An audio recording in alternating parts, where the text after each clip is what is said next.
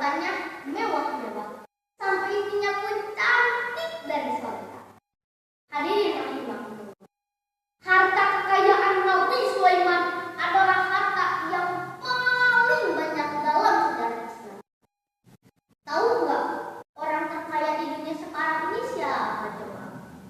Kenal nggak? Kenalan dulu dong. Orang terkaya di dunia sekarang ini yaitu Jeff Bezos, yang hartanya tuh sampai 1.000 triliunan lebih.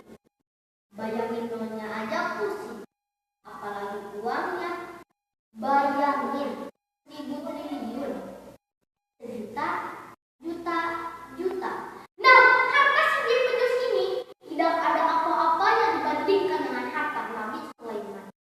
Nah, kebayangkan berapa banyak harta Nabi Sulaiman. Harta yang berlimpah, kekuasaan yang luas tidak membuat beliau sombong dan takabur kepada Allah. Namun sebaliknya, malah taat kepada Allah Subhanahu wa Ta'ala. Kenapa? Karena sudah dibentengi dengan ilmu. Ilmu akan menambah keimanan dan ketakwaan kita kepada Allah Subhanahu wa Ta'ala. Hadirin rahimakumullah. Kisah tadi menggambarkan bahwa pentingnya ilmu. Dengan ilmu kita bisa bahagia di dunia maupun di akhirat. Namun sebaliknya, tanpa ilmu hidup kita akan sesat, berhati jahat, hidup pun melarat sampai masuk ke liang lahat. Nabi Muhammad adalah seorang yang cerdas.